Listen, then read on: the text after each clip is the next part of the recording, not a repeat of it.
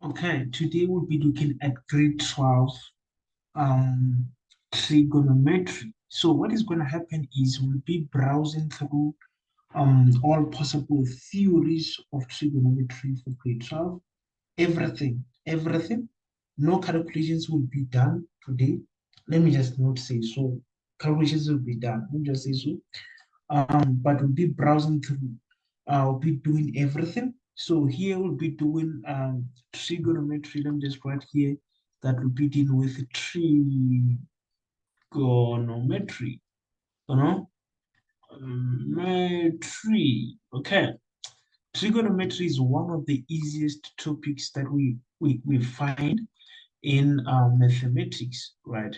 So in this trigonometry, I'm gonna start firstly with grade 11 revision. I like to do revision first before I go there. So reduction formula, reduction uh, formula.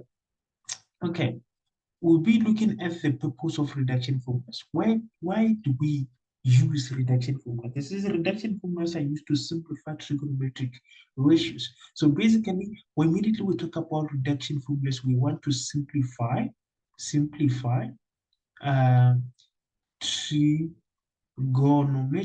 ratios. Um, ray, trigonometric expressions. Uh-huh.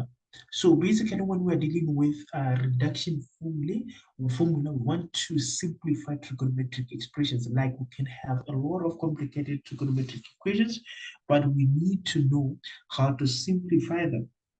Okay, we have two mnemonics that may be used to remember which functions are positive in different quadrant. We've got two mnemonics that can be used to remember which functions are positive in which quadrant. We'll be looking at two menu uh, menu men, mnemonics. Hey, this is a strange English. Let me write it the way they are saying it. Eh, mnemonics. Yeah, mnemonics. Mnemonics. Okay, we got two mnemonics. Two mnemonics. We use these things to determine which functions. Functions will be talking about sine, cos, um, uh, and tangent. We'll be using these mnemonics to determine positivity in which quadrant. Okay, so basically, let's go ahead and show determine now which of the following sine theta, um, cos theta, uh, cos theta, tan theta is positive in which quadrant. Using these two methods, we'll be using these two methods to determine which of the following is positive in which quadrant, which of sin theta, cos theta, or tan theta will be looking at these functions, which one is positive in which quadrant. Then from that instance, we'll be using the mnemonics. Then this mnemonics is some sort of a method. If you don't want to say mnemonics, let me simplify this and say a method to determine which one is positive in which quadrant. Okay, the first one they're saying all students take care. Moving anti-clockwise from the first quadrant. So we'll be moving anti-clockwise. Anti-clockwise, moving um, anti-clockwise. Clockwise from first quadrant, quadrant. So here I'll be talking about a situation where we're moving anti-clockwise from first quadrant. Anti-clockwise, we're talking about moving in this direction, moving in this direction. This is anti-clockwise. And when we're moving anti-clockwise, meaning everything that we'll be dealing with will be positive. Then from here, when we're moving anti-clockwise from first quadrant, we'll be talking about all students take care. This is the first method. We'll be taking a look at all students take care. Okay, this thing moved. Remember, we move anti-clockwise, and I said when we move anti-clockwise, anything is positive, right? When I'm saying anything, I'm referring to what? To the functions, the sine theta, cos theta, they tend to be positive. All means all the functions are positive. All sine theta is positive. Cos theta is positive. Tan theta is positive. That is all. Student then means that sine theta is the only one that is positive. Take, it means that tan theta is the only one that is positive. Care, it means that only cos theta is positive. You choose which method you want to use and to identify um, which one is positive, which one is negative. Okay, fine. Let's look at an illustration. Okay, if I can take a look at an illustration about this, remember situation. Remember, we're moving anti-clockwise from the first quadrant. Then you behave in this. This is the first quadrant. This is the second quadrant. This is the third. Sorry, this is the third quadrant. This is the fourth quadrant. This is the fourth quadrant, right? So we're moving anti-clockwise from first quadrant. We're moving from uh, this point, this quadrant, going to that quadrant. So what is happening is that here we're talking about all, here we're talking about student, here we're talking about take, that here we're talking about care. So this thing just means like in the first quadrant, all of the trig ratios are positive. Here, all of the trig ratios are positive. Sine theta is positive, cos theta is positive, tan theta is positive. Listen to me very carefully. Here, when we're talking about student in the second quadrant, we only say that sine theta is the one that is positive, is in the second quadrant because of students. Students start with S. S means sine theta is positive. Then in the third quadrant, we'll be looking at tangent. Tan theta is positive when we're looking at the third quadrant. In the fourth quadrant, because of care, C means cos theta is positive. All students take care. Remember, we're moving anti-clockwise from what? From the first quadrant. That is the first method to determine which quadratic ratio is positive at which quadrant. For example, okay, the second method will be looking at something called moving anti-clockwise from the fourth quadrant. So here we'll be moving also anti-clockwise from fourth quadrant. So even in this situation, we'll be moving anti-clockwise from the fourth quadrant. So this method involves cast, cast, cast. I'm sure this is not the first it's not the first time you hear about the word cast. So cast will move anti-clockwise from the fourth quadrant. So this thing it also used to determine which quadrant, in which quadrant is certain functions, meaning trig ratios are positive. So here we'll be having the third quadrant, here we'll be having the fourth quadrant. So what's happening is that we're moving from the fourth quadrant to C, A, S, T. So this thing just means that the A means that all trig ratios are positive, meaning that sine theta in the first quadrant is positive, cos theta in the first quadrant is positive, tan theta in the first quadrant is positive. Then from this instance, don't be fixed-minded. Everything in the first quadrant is positive. Then when it comes to the second quadrant, because of this S, it means that sine theta in the second quadrant is positive. Cos theta in the second quadrant is negative. Sine theta, tan theta in the second quadrant is negative. That is what is happening. Then in the third quadrant, it means that tan theta is the only one that is positive. Then cos theta is negative. Then sine theta is negative. This thing you have to know them by heart. And again, in the fourth quadrant, because of this C, which means cos theta is the only one that is positive, but sine theta, it will be negative, cos theta, it will be negative, tan theta, and again negative. Sorry here, I was meaning, I wanted to say tan theta, but I said cos theta. Cos theta in the fourth quadrant is always positive. So you choose whether you want to use cast or all or all student take care to determine in which quadrant is this thing positive.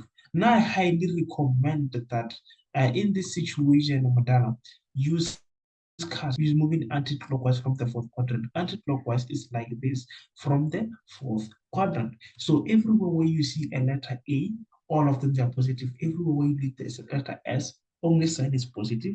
And where you see the letter T, only sign is positive. Then let me explain more about the the Cartesian plane. Okay, fine. In the Cartesian plane like this, remember we talked about cast, right? So in each quadrant, maybe here we said is the first quadrant, here's the second quadrant, here's the third quadrant, here's the fourth quadrant. So what is happening is that here we got degrees, 80 degrees or 360 degrees. Here's 90 degrees. There is at 80 degrees, here is 270 degrees. This thing you have to know that. Then the thing is, in the first quadrant, all functions are positive. Here is where we can talk about theta. In the first quadrant is where you can talk about theta. Everything is positive. Here, all functions are positive. All functions um, are positive. Let me just say this. All functions they are what? They are positive in the first quadrant. In the first quadrant, all functions are positive. Sine theta, cos theta, and everything in the first quadrant, they are all positive. Cos theta is positive in the first quadrant. Sine theta is positive in the first quadrant. Tan theta is also positive in the first quadrant. Everything in the first quadrant is positive. Remember, we start by saying A. Remember, when we're using cast, see here, A, S, and T. Remember, I said A means everything is positive, S means sign is positive, T means tangent is positive, C means um, cos is positive. Then in the second quadrant, only sine theta is positive. Here, only sine theta is positive. That is in the second quadrant. And the other way to determine what this thing is in the second quadrant, you will see it by 180 degrees minus theta. Then here is why you see sine is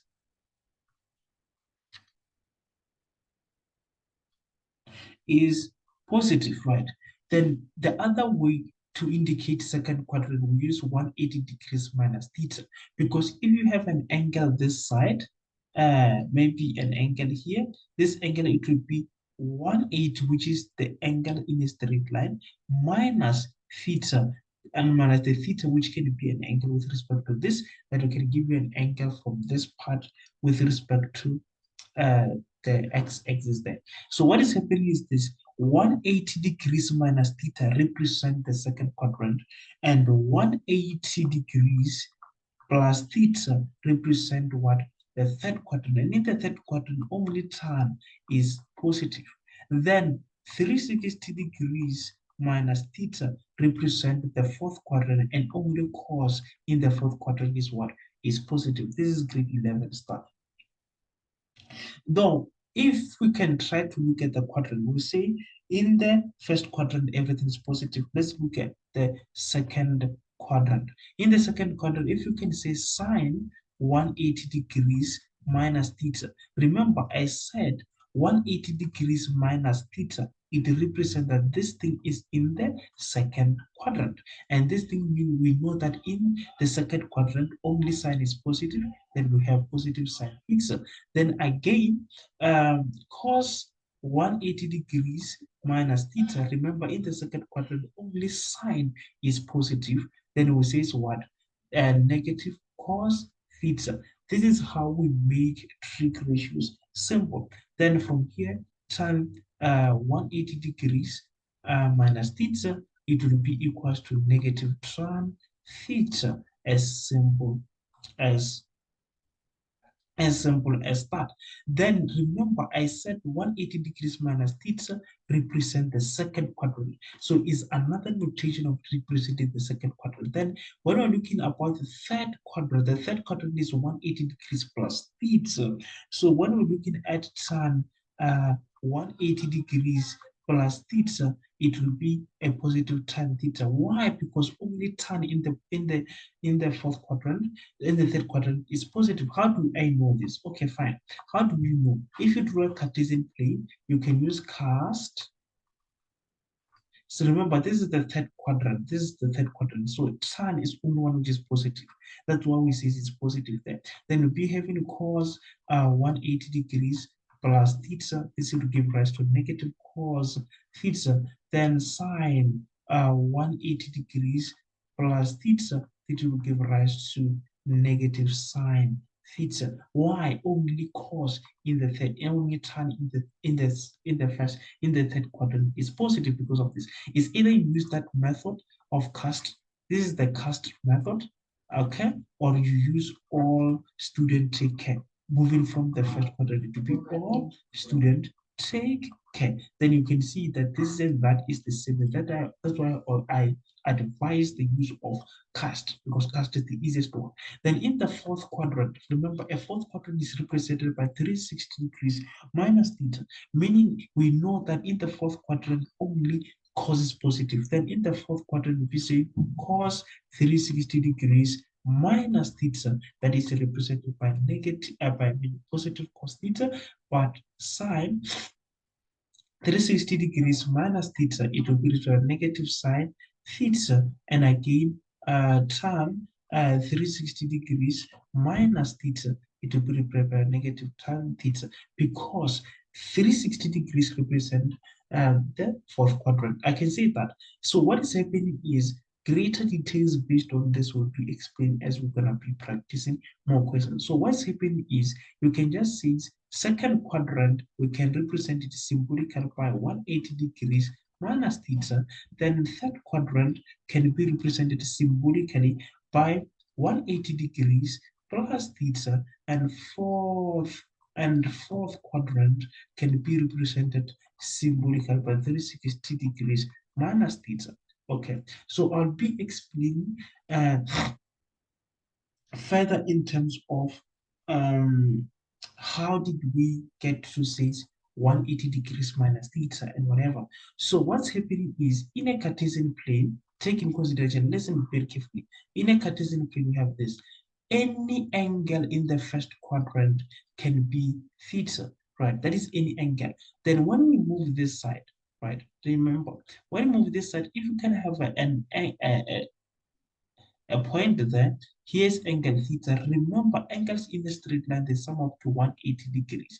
So for us to find an angle from from the first quadrant to this point, we need an angle from there. It will be 180 degrees minus theta, minus which angle? Minus this angle, then you get whatever you need. Exactly. When it comes to this one, if we have theta there, as an angle, for us to be able to know an angle from 180 degrees, remember this is 180 degrees, is angles in a straight line, plus this theta, then we'll be talking about a situation where we have 180 degrees plus theta until the moment where we're talking about from this point going along to that point. So again, when it comes to this one, to this one, it will be if we have an angle theta there, for example, this angle will be having, we know that angles in a straight line,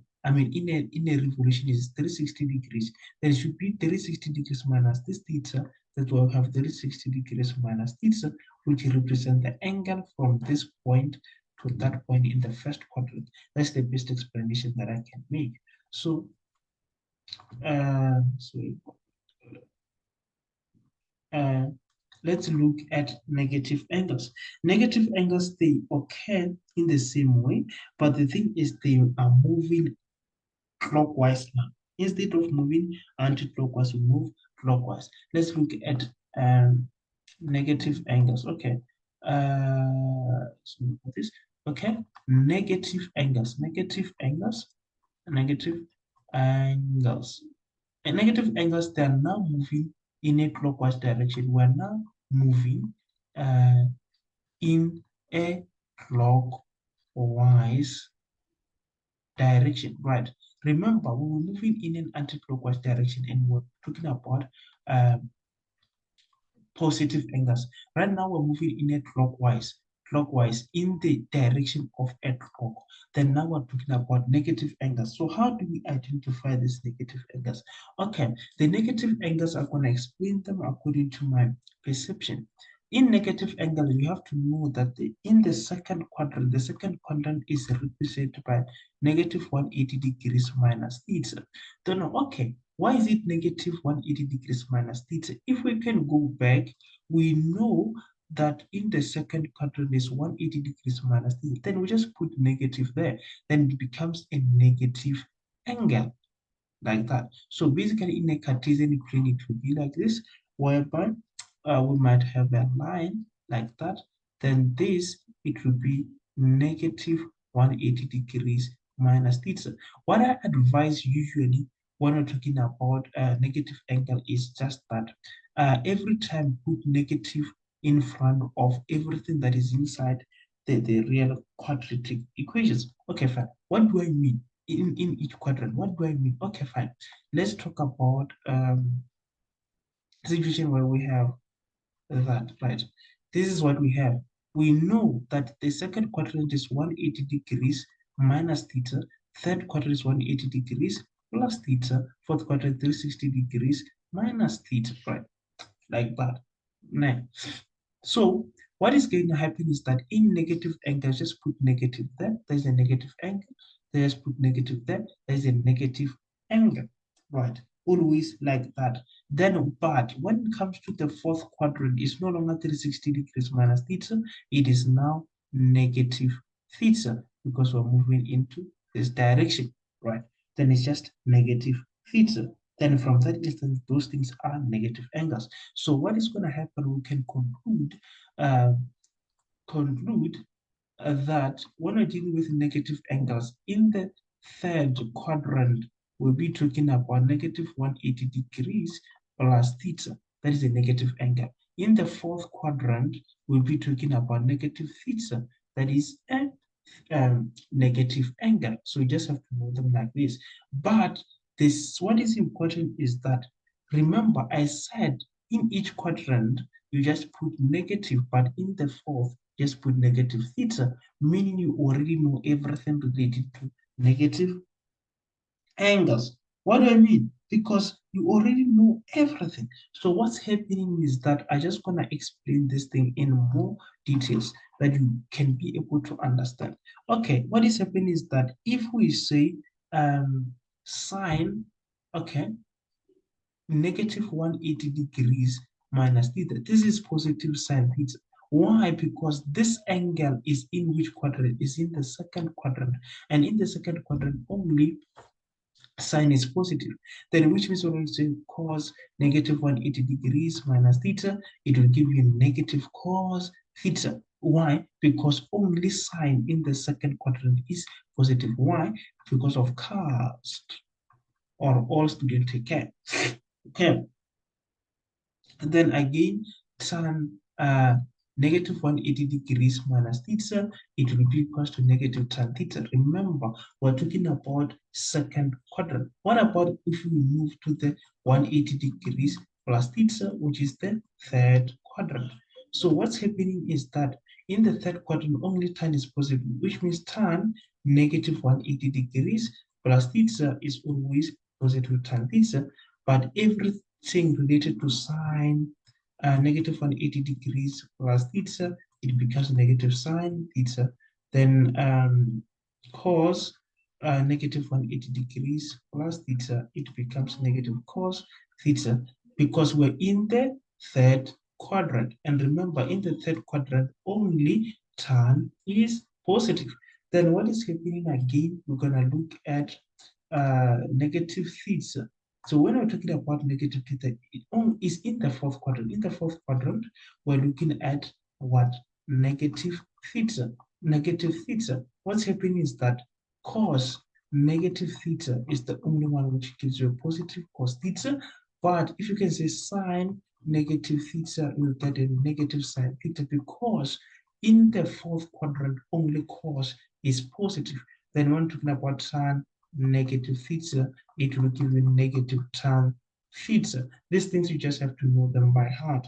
And from that instance, ask questions on my inbox if you don't understand. Okay, we'll be looking at something also known as trigonometric, no metric identities. Okay, metric identities. Okay, when we're looking at trigonometric identities, we're just referring to a situation whereby it is rules or laws that you just have to learn and put in mind for you to be able to solve these problems accurately.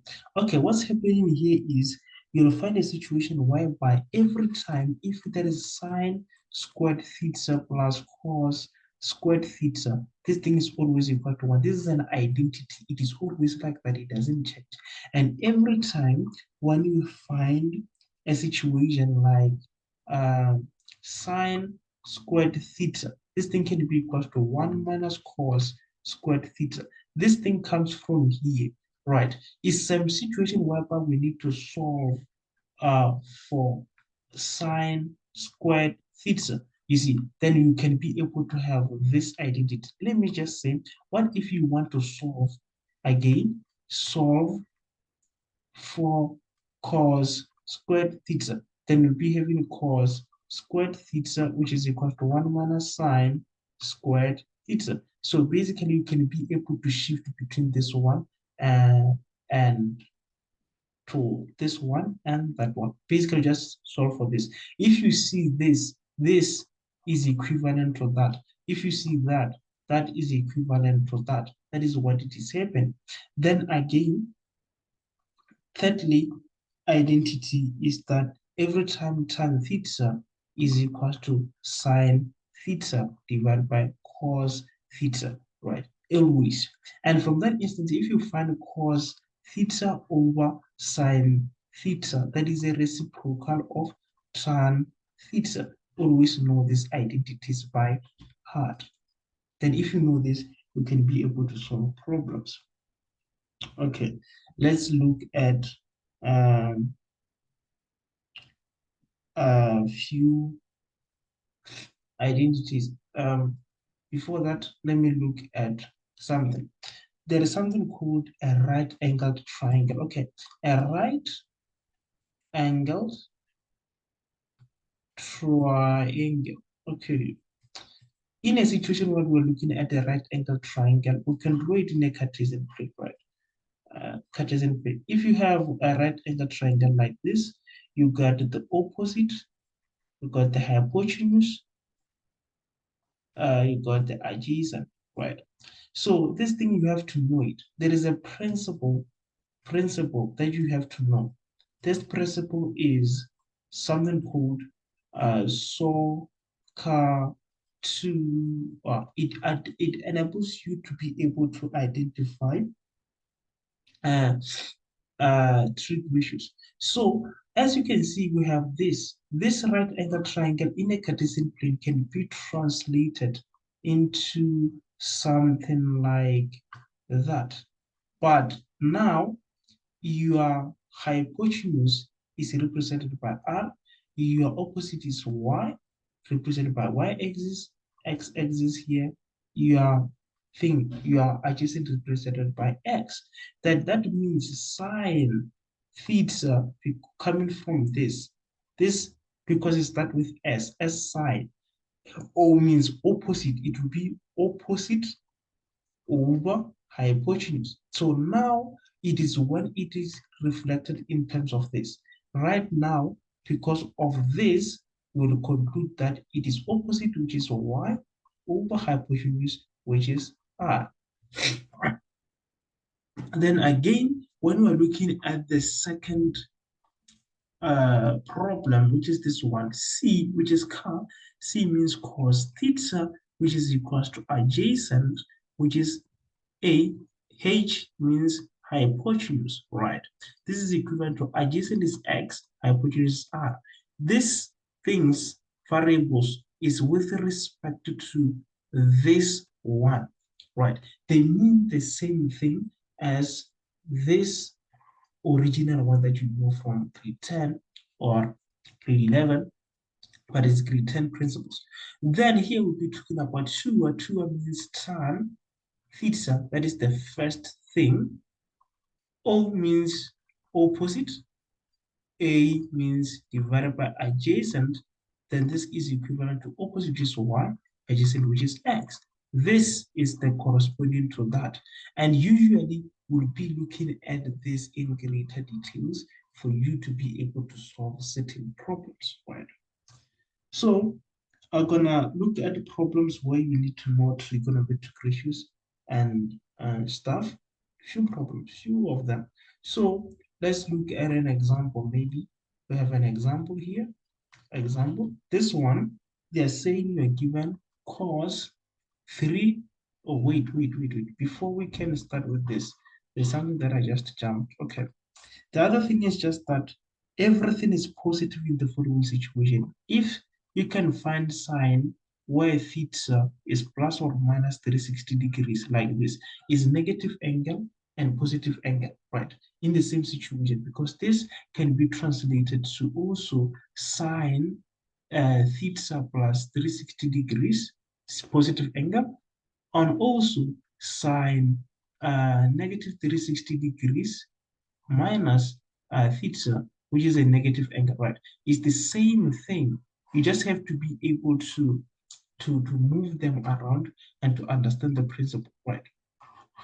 So what's happening is that, what is happening it is that every time when you see sine of theta plus or minus 360 degrees, sine is equivalent to sine theta. When you have cos of theta plus or minus 360 degrees, which means cos theta is positive. When we see tan of theta plus or minus 360 degrees, that means tan theta is positive, always like that. Doesn't change, always. Just have to know these principles. Okay. Let me add another one. Okay, so here we'll be looking at another situation, right? We're given, this is an example, okay? They're saying we can be given a cos of 360 degrees minus x, right? X can represent theta, it's the same thing. Multiplied by sine 360 degrees minus x, multiplied by cos 90 degrees minus x, right? Divided by sine squared 90 degrees minus x, multiplied by sine 180 degrees plus x, right? So in this situation, we know the first thing that we're going to do, we're going to have to change this one based on identities. What is it going to be? Okay, because it's 360 degrees minus theta, and we know this is in the fourth quadrant, and in the fourth quadrant, only cos is positive, then it will be cos x, right? Multiplied by, this one is in the fourth quadrant, and we said in the fourth quadrant, only cos is positive, then up here will be having negative in bracket sine x multiplied by. Then here we'll be having cos of 90 degrees minus x, the cos of 90 degrees minus x, right? This thing is in the first quadrant, but because it's 90 degrees minus x, this thing gonna change to sine x. I hope this is grade 11 stuff, grade 11. For you to do this, you have to recap the principles of grade 11, right? For you to be able to do this, you have to go back to grade 11 and check, okay, if we have this, how do we do it? It falls under identities, right? But let me just help you with it. It works like this, right? Every time, hint, okay, let me just do this and says hint. I just want to help you with that. Just gonna show you. It works like this. If you have cos 90 degrees minus x, this is equivalent to sine x, right? So the reason why it is positive here is because this is in the first quadrant. This is in what? In first quadrant. And everything in first quadrant is positive. That's why it becomes positive. Then this is positive. Then if you have sine also 90 degrees minus x, remember, is in the first quadrant. Everything in the first quadrant is positive. Then you put cos x. You see, stuff like that. You have to know them by heart. Then the other one, it is cos 90 degrees plus x. Wait, I just want to check something.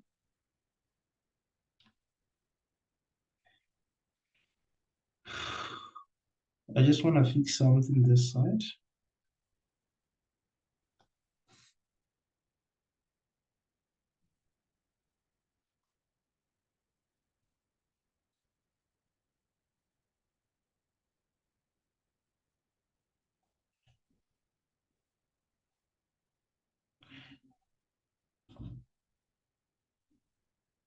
Okay, I'm back.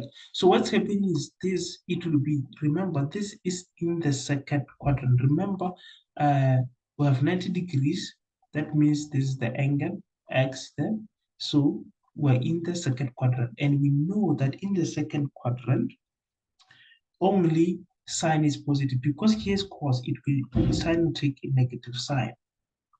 Then we have sine also 90 degrees plus x, which is equals to, remember, is in the second quadrant, and sine in the second quadrant is positive, then it would be positive cos x,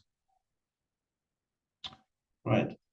Those are co-ratios. They call them uh, co-ratios. So this is going to be divided again. Arbitrarily, remember this according to the co-ratios, it changes to cos. Because of the squared here, it makes everything be positive. Then which means you'll be having cos square x multiplied by um, 180 degrees plus x. This is in the third quadrant. And in the third quadrant, remember, according to cast, don't be lazy to write it down. Cast only tan is positive, is positive, then here will be having negative sine x. Then here, check the like times this cancels that. Then we'll be having cos x multiplied by sine x divided by cos squared. This cancels that. Then we'll be left with sine x over cos x. Then this is equivalent to tan x. Then this is your answer. Right. This is one of the problems that you might face in exam. You just have to know everything. Okay. So let's look at a serious problem now. This serious problem is like this, and it usually gives a lot of learners problems. The mate says you are given, right, that sine theta is equals to negative 9 over 41. Okay. And cos theta is less than 0, meaning cos theta is negative. Without a calculator and with an I to determine, like you may say, determine value of cos theta divided by sine theta. So they want you to determine the value of cos theta divided by sine theta, right? For you to determine this, you need a diagram. Firstly, you can see they've given us that our sine theta is negative. And again, they've given us our cos theta is negative. You see, so what is happening, we're gonna need to work when we like you are triangle, so we're gonna do it like this. Then don't forget, right, cast for you to know in which quadrant is tan positive. Remember, sine here is given as a negative number, meaning it's negative. And in which quadrant is it negative? It will be negative in third quadrant and fourth quadrant. The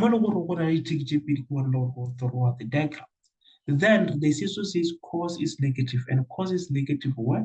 In this quadrant and in that quadrant. Meaning we're gonna draw our diagram in the third quadrant. Remember, we see is we draw our diagram where we have two ticks. So what are we gonna do?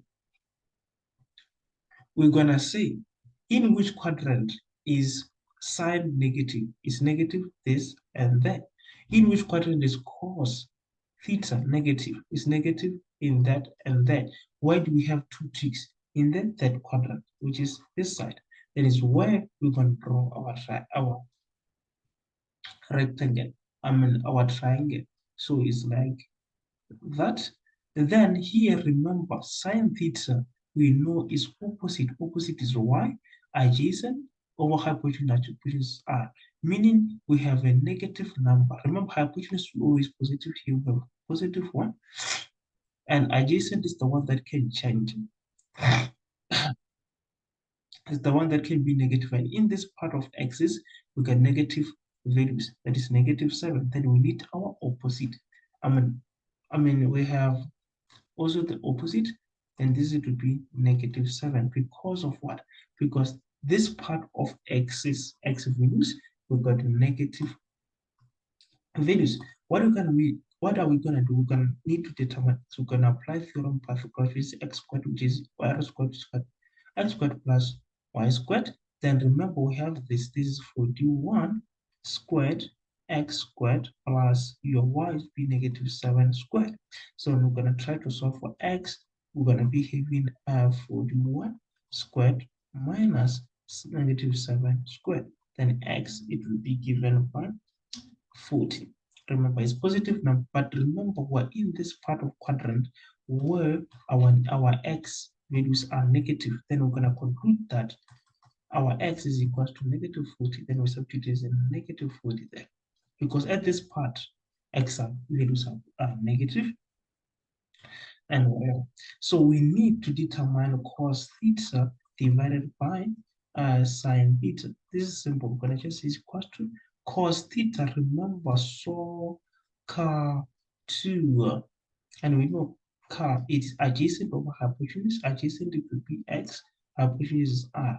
Then divided by so opposite it is y, hypotenuse is r. Then here we'll be having adjacent is 40, hypotenuse 41, divided by opposite is negative 7, hypotenuse 41, if I'm not wrong. Because so is opposite over hypotenuse, right? So our answer is it, oh, no, okay. Our answer is gonna be something like negative 40 over 41 divided by negative 7 over negative 7, 8, negative 7 over 41. Jesus Christ. Okay, he's the Lord, he's the King of Kings. 40 over 7. Then that it will be your answer. Always, these problems will attack them like that. More problems will be shared at the group. Let me see something, because yeah,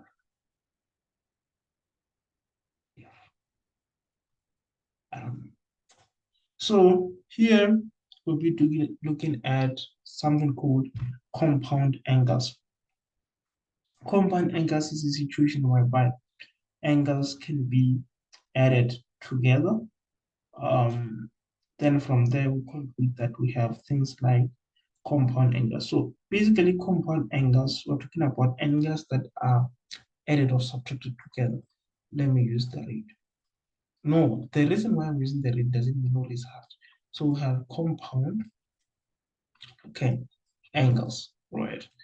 Compound angles, we're talking about a situation whereby the angles that are either added or subtracted within the thing, within the brackets of a function, trig function. So when two angles are added or subtracted, they're known as compound angles, you see.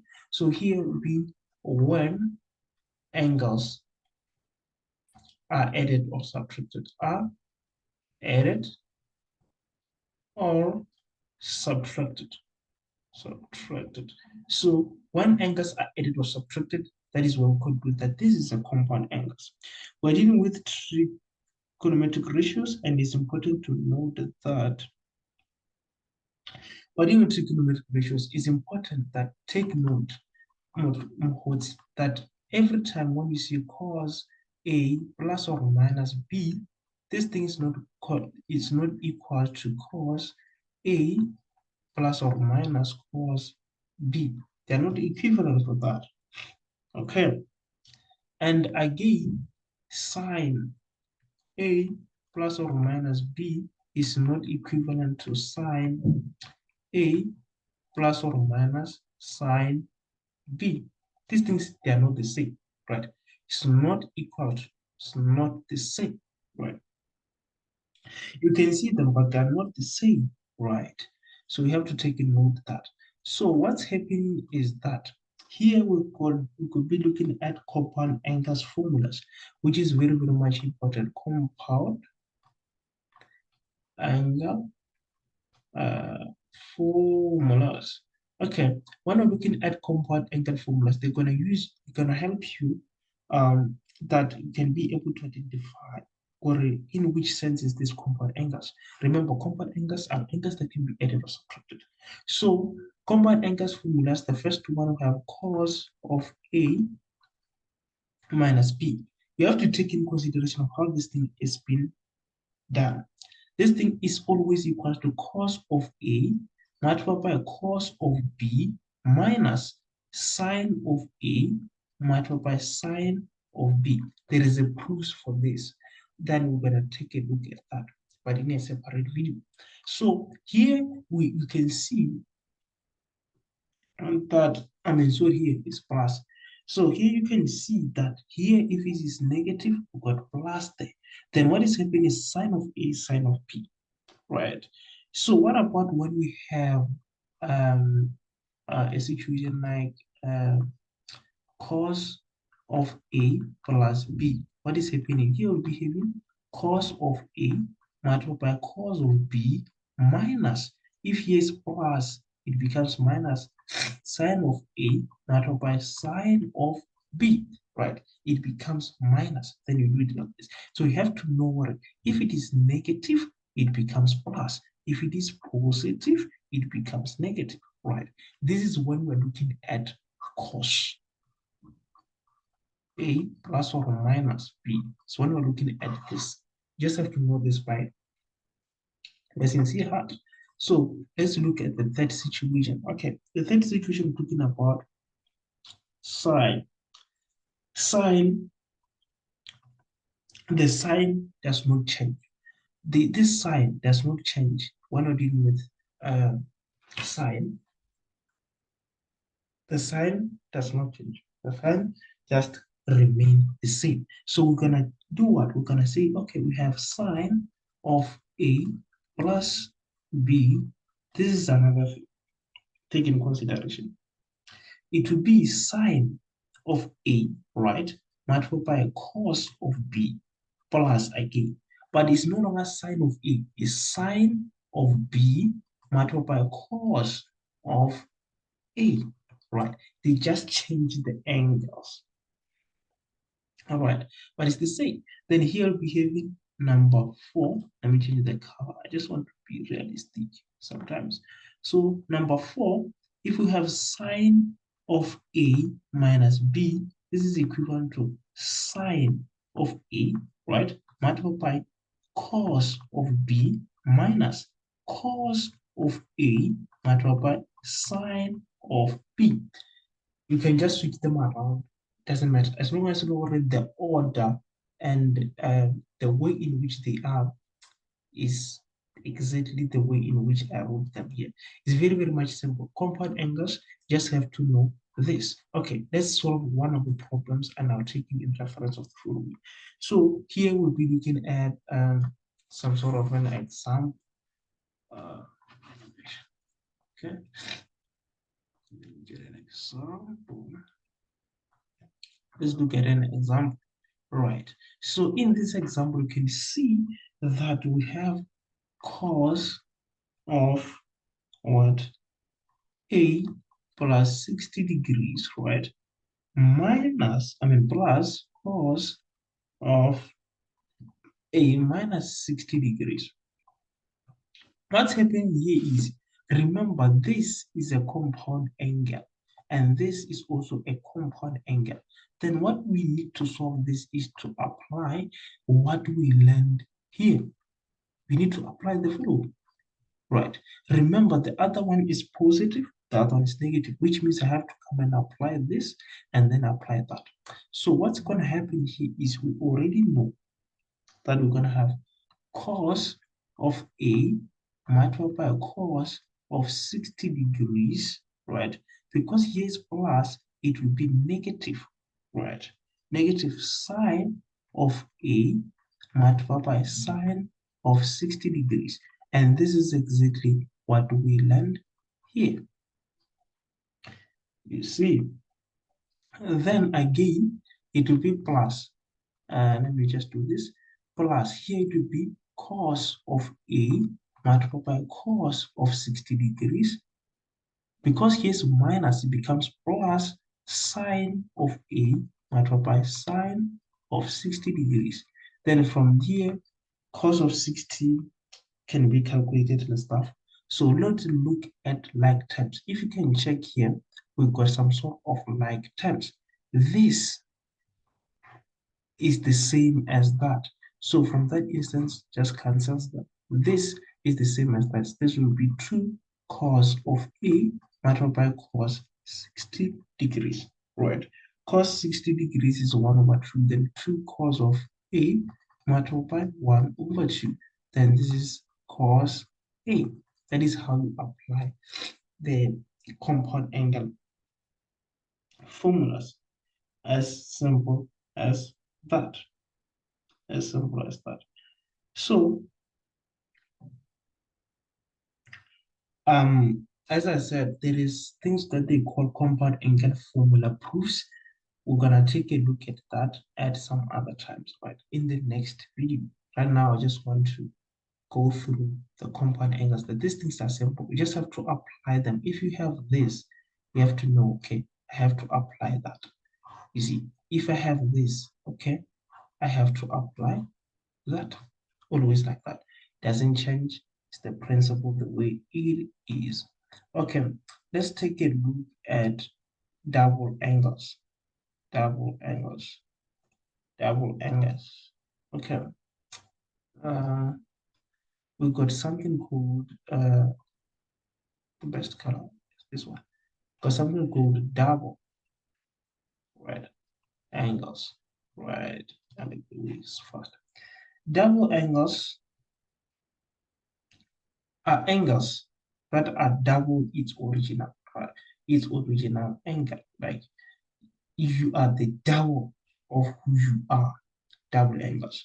But in grade 12, you are expected to use double angle formula in order to simplify trigonometric and solve equations, right? In addition, you are expected to be able to prove double angles formulas. In order to do this, you compound angle formulas, okay? So one of the double angles that we're gonna learn, we have cos 2a. This thing is equivalent to a lot of things. It's equivalent to cos squared a minus sine squared a, right? And this thing is also equivalent to 2 cos squared a minus 1. Okay, somebody might wonder, how did we come here? Remember, we have this trigonometric ratio that states that sine squared A is equal to 1 minus cos squared A. We did it previously. Then they just took this and substituted at cos then they found that. For example, e.g., they said cos squared A minus 1 minus cos squared A. Then this thing is cos squared A minus 1 plus cos squared A. And this plus this is 2 cos squared A minus 1. This is equivalent to systematically that, you see, exactly doesn't change. Then number 2, okay, I'm still going. Sorry about this. Still determining this.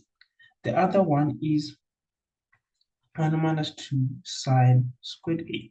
For them to find this one, they did the same thing. It was cos. Instead of cos, they said 1 minus sine squared A because we know that cos squared is equal to this minus sine squared A. And this is 1 minus 2 sine squared A. That is equivalent to this underlined expression. right? The one that I liked too much in grade 12 was this one, where they're saying sine 2a is equivalent to 2 sine a cos a, like is equivalent to the 2 sine a cos a. And we can do things called half angles. We can manipulate uh, this expression, this one, into a half angle, like 1 over 2 sine 2a can be equal to sine a multiplied by cos a, like that. You just have to know these identities and apply them where necessary. Okay.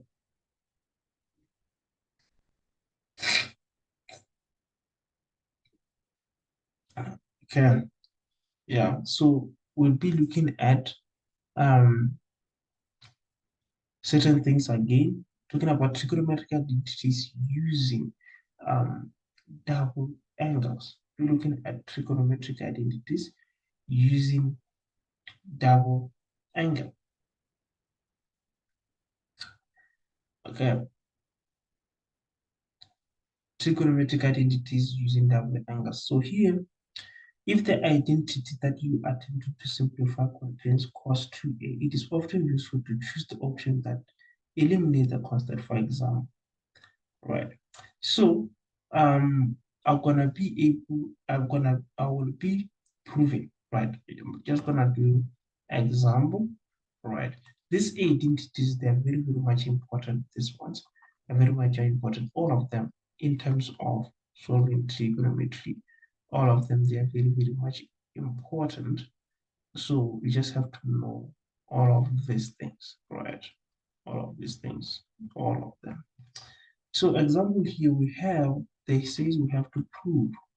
Okay, what do we have to prove? We have to prove that 1 plus cos x plus cos 2x divided by sine 2x plus sine x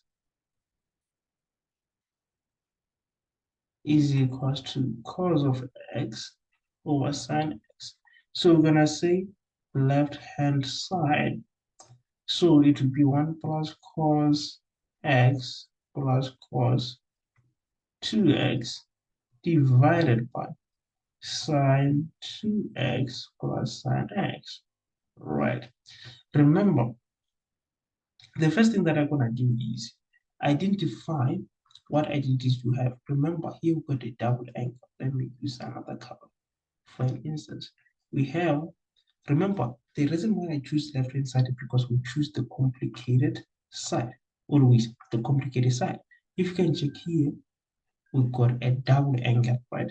And there, we've got a double angle. Remember, if you have a double angle here, and here is the same function as the double angle is cos cos, and here's the double angle is sine sine. So I have to change into something that still correspond to what I'm saying to the other one. So it will be 1 plus cos x plus. So what am I going to replace it with? 2 cos 2x minus 1 divided by, here it has to be also the same thing, double angle can be 2 sine x dot cos x plus sine x, right? And if you can check all these identities that I used, is this one, right? Then that one we use this one so that it corresponds to the other term, this term.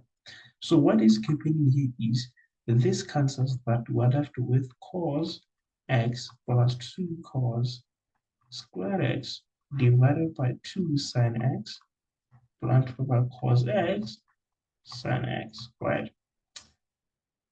Plus sine x. Then in this situation, we're going to just, okay, fine. Let's regroup this 2 cos square x plus cos x divided by, if you try to take out a common factor, we'll be having sine x, right?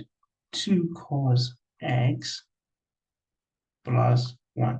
Remember, we took out a common factor of sine x. Then we'll be left with 2 cos x plus 1. Then this is equivalent to, we take a trigonometry is cos x, 2 cos x plus 1 divided by sin x, 2 cos x plus 1, right? So here you can see that this cancels that, then we'll be left with cos x over sin x. Therefore, left-hand side is equals to equivalent right-hand side. Is exactly as the way they needed us to do to prove is equal to this, then your proof is scientifically correct.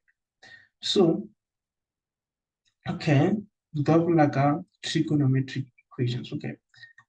Um, Trigonometric equations, they still follow the same principle as the ones that you did in grade 11. So we're gonna explain this more in the next session. Thank you. I hope you enjoy. So from that instance, if you have any questions, don't hesitate to come and ask me the questions.